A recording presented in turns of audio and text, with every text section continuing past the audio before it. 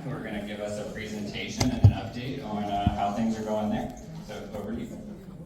Awesome. Hawai'i Territorial, everyone. My name is Dana Macaranas, and I'm joined with Krista De Leon Haro and our director, Glenn Hunter. He's seated right there at the corner. Everyone's staring because he's not up here.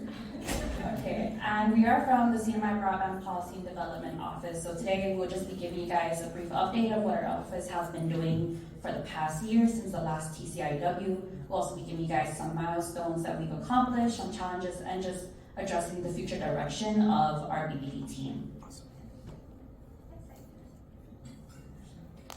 So our governor's vision for the CNMI is that expanding high-speed internet will be a game changer, driving economic growth and enhancing our quality of life. By connecting every corner of our islands with reliable, fast internet, we aim to create a thriving economy that offers new opportunities for businesses and residents.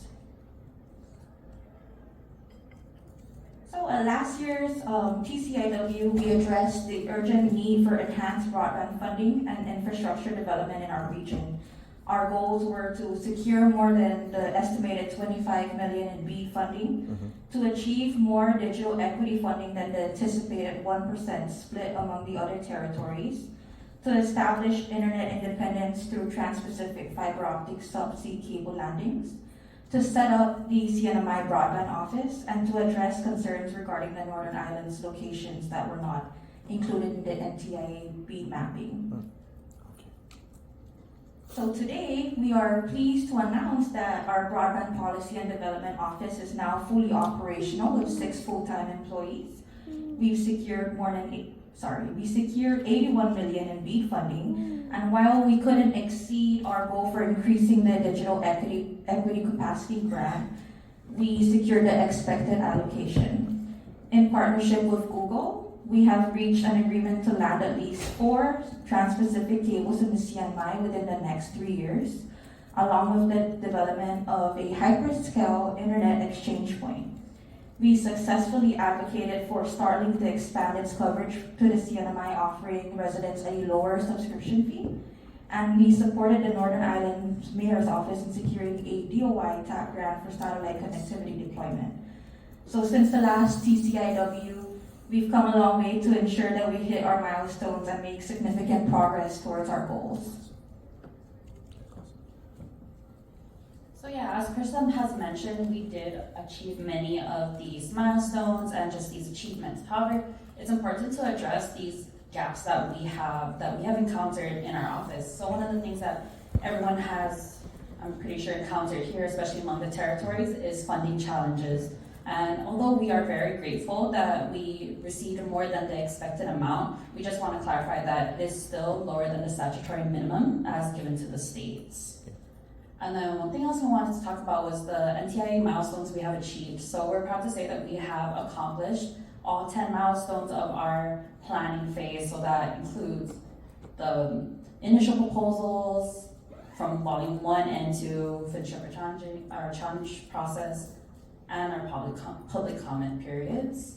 And we wouldn't have been able to do this without the help of NTIA, especially with all their technical assistance, all the other offices that are here, and even our other territorial broadband offices, such as maybe USVI, American Samoa, Guam, and even Puerto Rico.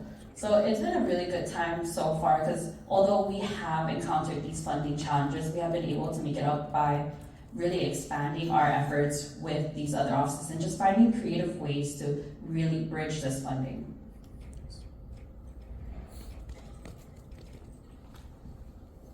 BEAD implementation. So with the approval of both volumes of our initial proposals, we are now transitioning from planning phase to implementation of the BEAD program. In order to maximize the economic impact that the BEAD program will have in the CNMI, we plan to front-load a BEAD fiber network workforce development program. So this will attempt to ensure that we have the capacity locally to provide the workforce needed by sub-grantees to run underground fiber to over 10,000 homes and businesses. We intend to launch this program in October and end just prior to when we anticipate the launch of the first BEAD funded network deployment project. This training will run for 6 months We hope to provide a living stipend to up to 300 trainees who will receive on-the-job training from prospective subgrantees. Additionally, we are proactively engaging with government agencies to streamline permitting processes and have started drafting our subgrant application packet. Okay, so we're gonna go forward with our digital equity, just our updates and our funding. So we did manage to secure the limited digital equity funding. However, despite that, we did complete our digital equity planning phase, and we also got approved for our digital equity 5-year action plan that was approved on June 21st. And now we are submitting our capacity grant, and we're allocated to receive up to 2.1 million. Something that we do plan to do upon receiving this award is gathering baseline data, especially in our first year, because that is something that the CNMI very much lacks. We want to ensure that with this baseline data, we can accurately measure just all the changes and impacts that's going to happen within the upcoming years. And then also with the competitive grant that just came out, we are hoping to support other eligible entities in submitting an application and ensuring that hopefully they can receive award as well.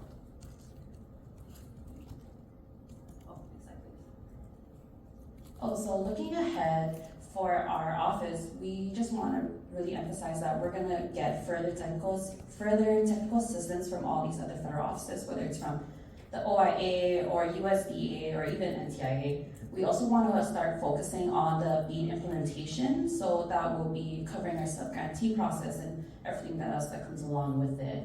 And actually, just this morning, we did have a meeting with USDA representatives for the Broadband Technical Assistance Grant. So that is something that our office is actively working on. We want to ensure that we can apply and hopefully receive an award.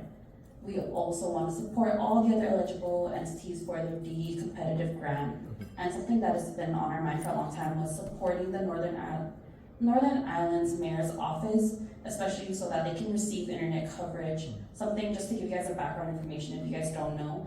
The CNMI is comprised of multiple islands. However, the Northern Islands, they receive like no funding or no infrastructure. There's barely anything there. So it'd be great if we can connect these residents that are there. And then something we also want to focus on is the development of Google's Pacific Connect Initiative core nodes. And we also have active efforts in the CNMI and other territories just to ensure that we can receive digital equity funding and just making sure that our programs can roll out. And then lastly, I just wanted to acknowledge OIA and the GAO for their initial steps in this process. So just to conclude, we would really want to thank the DOI, the NTIA, FEMA, US Treasury, USDA, FCC, and other territorial broadband offices for the help in getting us to where we are today. I am sorry if I have missed any other federal broadband offices here, but if you have helped us, thank you so much. We are very much appreciative of what we have done so far. If there is anything like you guys would like to know more of, we would be happy to help you guys, let you guys know and help you guys out. You can always connect with either Krista, me, or our favorite person to talk to is Glenn, so I'm gonna refer to him. And then that's all I would like to say. Thank you so much, and I'm gonna give it to Glenn for all the questions. Thank you. I get the fun part. There's not going to be any questions. That was a perfect presentation. No questions. Thank you both. That was really insightful and exciting to see the growth you guys have had with your team and the progress that you've made towards meeting your goals and exploring new goals over the past year.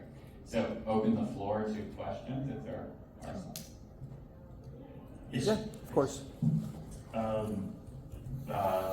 First of all, thank you very much for the presentation. Great to see a lot of successes in your island territory. Something for us to learn from, if you could share how you were able to successfully work with your local ISPs and being the broadband office that coordinates all of these funding. It sounds like you guys are one big happy family, and I'm sure that didn't happen all of a sudden or out of luck, that you guys did something.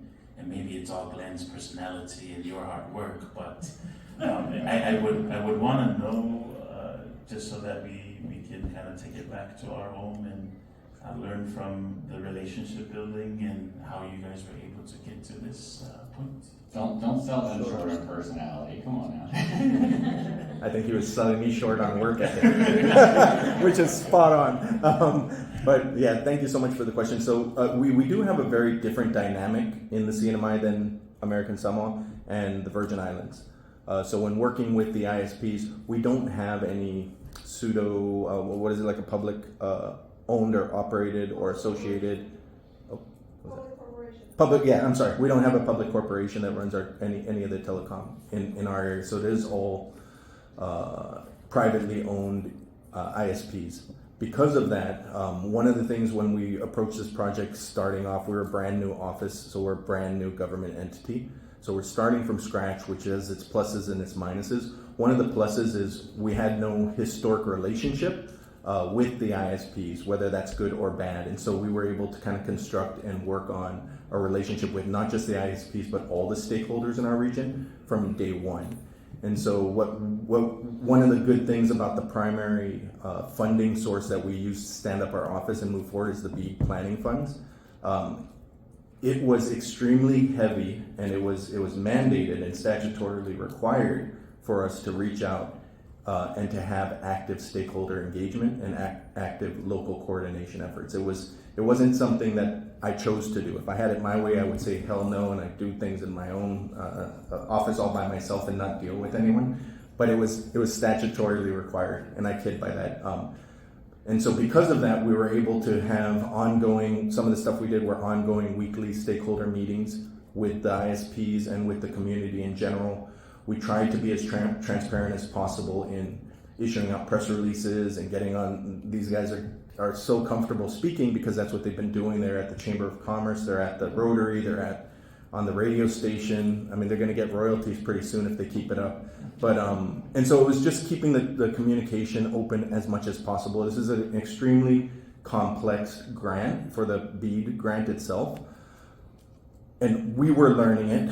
And as we were learning it, and as we were kind of going forward, as they said, we're so thankful for the NTIA for providing a tremendous amount of technical support, and the other broadband offices for really meeting on a weekly basis and just sharing our experiences and our wisdom and insights. We were able to work closely with them on what needed to happen to get our planning done in such a fashion that it would meet everybody's needs and everyone's goals, and it would stay in alignment with what was statutorily required by the NTIA. And so that was kind of, it's a different dynamic is the basics to that, but the big thing is just open communication and trying to be as transparent as possible and trying to encounter all of the concerns and the issues from the various ISPs up front and not skirt those, those tough conversations, to just engage and sit down and have those one-on-one conversations. I mean, even going into now, we're about to transition, or we're in the transitional phase where we're going to start the sub-grant process. I think Tim and these guys are probably sick of me asking, like, how transparent and how closely can I work with prospective sub-grantees in this next phase? Because I want to be extremely transparent. I want to talk to them. I want to show them drafts of the sub-grant applications that we're going to put out. I want to show them like all the nitty-gritty details of the terms and conditions, both on the federal side and on our local side, so that way we can kind of hash out any issues before we hit the green light for the official public comment period and for the rollout of the sub-grant process. And so those are some of the things that kind of, I think, worked for us, and we kind of apply that to everything. The DE, I think they mentioned to you, we have a competitive grant coming up now that the NOFA was released. One of the first things they did was kind of let the community know through some of their task force meetings they've had with the planning and stuff like that, working group meetings, is let them know that we're here to assist in any of the NGOs or any of the people that might want to put in a competitive grant, to come over to our office and let's sit down and see how we can help them engage and try and work with the NTIA in applying for some of the additional competitive funds that are available, aside from the ones that are going to be allocated and earmarked perhaps for the territorial eligible entities. So there is a chance that with the DE funding, I think they mentioned, and I'm going to segue just a little bit, and this is why I'm not up there talking, is because I can't stop when I start. With with the DE funding, they did mention one of the shortfalls, and one of the shortfalls we had at last year's TCIW is we were hopeful to increase the amount of digital equity funding dedicated to the territories, because they did have a statutory 1% floor for what we could get. We weren't able to obtain any movement on that front, which is maybe a failure, but it truly isn't, because in all honesty, because of the relationship we've had and everything, I do believe, and I gotta correct it later if I'm wrong, but the competitive grant does open up additional digital equity funding for the eligible entities for the state, the territorial governments. I think on some front, in addition to like the pool of funding. And so the truth is, on the digital equity funding, we may see the possibility of supplementing it's 2.1 million for this year and then 750,000 or so for the next 2 years. We may be able to supplement with that with almost up to $5 additional million over the next 2 years in competitive grant allocations, perhaps. Don't hold it to me. It could be 50 million instead. No, I'm just kidding. But so there was a success there as well. I hope that sort of answered it on the just communication more than anything. And just to point out as well, those communication efforts. There's one, like there's the, I don't know if you've been on it, but for us it's Wednesday. NTIA holds a stakeholder meeting for all the Pacific territories. I think you've been on a few of them, right? No, those are ones that like I would encourage. Like there's been ISPs that come to me even with all our communication that didn't know about that. So these guys will be hitting send today to let all the stakeholders know in the CNMI and any of the Pacific territories that I've crossed paths with that Wednesday meeting for us, Tuesday for Samoa and Hawaii, I think, still goes on every Wednesday morning or Tuesday, whatever it is on your side of the line. And that's going to continue going on, and I'm encouraging everybody to jump onto that. And it's a forum where we can all hash out all these different Pacific Territory broadband related issues. Just to double up on that, we all actively have participated in those meetings when needed, right? So not only is it an opportunity for other stakeholders to join, it's an opportunity for us to join and answer questions or talk about the programs that we have, and make sure that you guys have the information you need to be successful and to get done what you need to get done.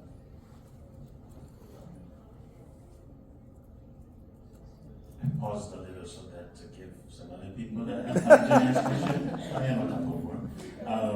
How do you guys regulate or obligate the affordability piece of the BEAD fund? So what we put into the volume 2 approved proposal right now is it's kind of addressed in a couple ways. One is there's an affordability metric in the scoring rubric, so you'll get you'll get additional points based on an affordability metric contained within the rubric for potential subgrant or BEAD funded networks. The other aspect is there's a low cost service option that's also embedded within the proposal as well. And the way we did it, initially I approached it trying to say, put the onus on the subgrant recipient to showcase to us what affordability is in the CNMI, because I'm not an ISP. I don't have all the nitty gritty details on what transit costs are, what overhead is, all that kind of stuff, and what comes into making good business sense on that front. At least I wasn't when I was drafting the initial proposal. We did have to work through a little bit of curing on that front, and what we ended up landing on was kind of, they call it the Louisiana exception or the Louisiana way of handling it. And the way they handled it is we set a low-cost service option price point of $30, which in our region is, in today's market, probably wouldn't be good business sense, perhaps. I don't know all the detail. But what we'll do is any BEAD funded network that can't conceivably offer a $30 price point for 100 down and 20 up can ask us for a waiver, and the waiver would they would have to showcase all the all the inner workings on why they can't offer us the $30 price point as a low cost service option to the community. We did put a cap. They can't go over $75 on that low cost service option. and that's just for that. And so that's kind of how we looked at handling affordability in our area. One is the scoring metric, and the other is the low-cost service option. We hope later with some of the DE funding that we'll be able to put together, if ACP doesn't resurrect in some ways, maybe look at some type of subsidy as well, perhaps if needed. But the truth is we're a really unique situation. I'd say about 99% of the BSLs in the CNMI will be BEAD funded and will receive end-to-end underground fiber network deployment in the next 4 years. That's awesome. Because I appreciate the point you made on the consideration on the transit or transport costs and the overhead. Because that's one of the things where, for reference, my neighbor to my right gets their broadband at probably $2-3 per meg, whereas I get mine for more than $60 per meg. And so that's a big disparity. I know it's a competitive market space, but I think it's hard to say that my BEAD funding goes to pay for infrastructure, but that infrastructure doesn't change my price for transport. So the affordability question still comes into play. I think there was a point made earlier about if there's 5 ISP and one is provided the grant funding to pay for the FTTH, is there a requirement for the FTTH to be able to be accessed by all open access, where the other ISPs who didn't get the funding can access this FTTH? Not as part of FCC's high-cost funding programs. Different funding programs may have different flexibilities, and some may allow for states to make certain decisions about that, just depending on the structure. And also not for the BEAD funding. Yeah. For some of the middle mile network infrastructure, there are open access type requirements, but for the last mile funding, the Congress, there was just not authority for us to do that. So Yeah, and to clarify, I was referring to last mile as well, not other FCC funding. I can add to that a little bit on the CNMI side in relation to the BEAD side. The way we address that is because we are looking at almost a greenfield when it comes to fiber deployment in the CNMI.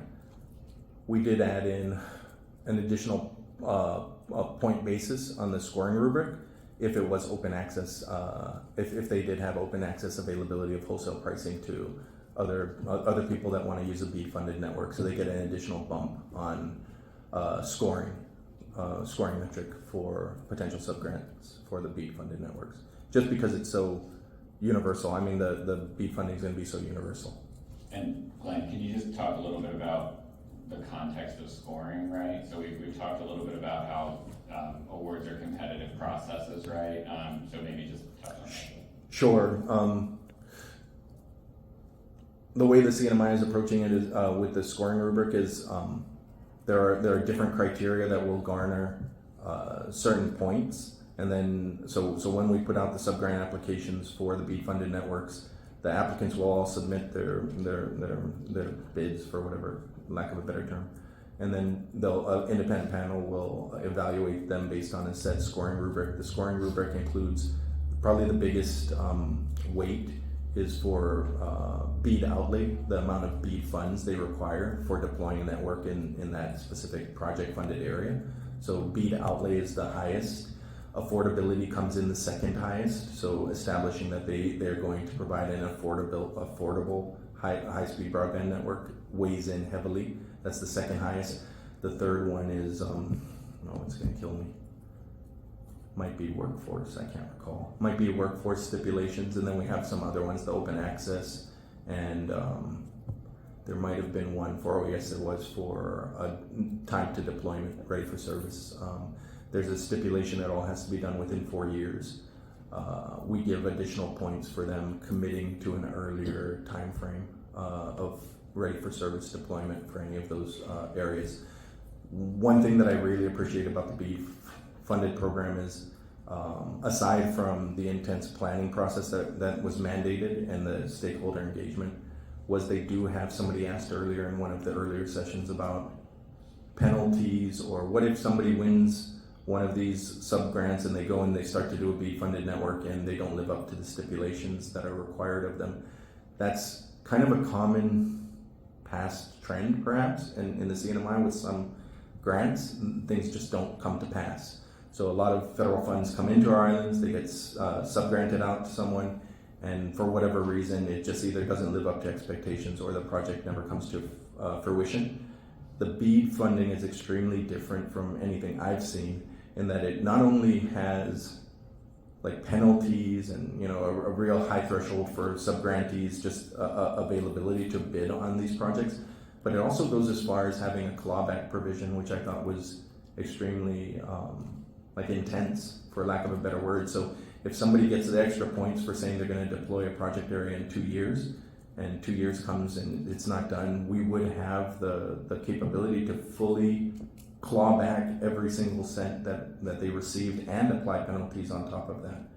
So there's it's a really unique program. And typically that is facilitated by something that we call a letter of credit obligation, right? So that is sort of the stake in the ground where if there is a need for clawback or access to funds, a lot of times letter of credit is the instrument that occurs under. Not to steal Laura's thunder, but Glenn, you mentioned the ability to sort of score and award points for things like workforce. And I just wanted to throw out there that as folks are thinking about the design of their program, the design of the point structure, there are great opportunities to blend in DEI at all different stages and levels. So one of my favorite examples of a way that I know a state broadband office is baking, so to speak, a little DEI into their scoring is under the workforce category. They give extra points to contractors that will commit to not starting the workday until after at least one daycare facility has opened within a certain radius of the project, right? And the reasoning behind that is they feel that empowers a lot more single parents, or in households where there might be two working parents, for either parent to have the ability to work and take that job, right? So some of the DEI is going to be very direct to the community, but I would encourage folks to think about, like, are there chances to work that into some of the workforce efforts and the workforce planning that goes into this project planning as well. And thank you so much for pointing that out. I was going to say, I do take up a lot of time talking. I bumped into Laura, and I thank Laura for being here. She's been so helpful in helping us on the digital equity side. I think when we were coming in, you said you might have some words to add to this. Can I, instead of taking any additional questions, can I have her? No, just because I think we can all appreciate whatever you might add in. Yeah, if there's a. Well, I actually put together something. Yay! Awesome. You want me to start? If you, yeah. Okay. All right. So I'm gonna sit down. I have no thunder left. So aloha mai kako. My name is Laura Arcebo. I'm Kanaka Maoli from Hawaii, born and raised. Lived in the Marshall Islands as well. So I'm definitely from the Pacific, full-time island girl. And I came on board from the state health department. Been with the health department probably over 12 years. And recently came on board with NTIA. So I was serving as a state telehealth coordinator. When I accepted the role, I was thinking, okay, no, doctors aren't going to do telehealth because they just don't get paid for telehealth at the time. So it was like pulling teeth, getting doctors to do telehealth back in 2017 when I accepted the role. And so my primary task was to develop a state plan on telehealth, and it was like pounding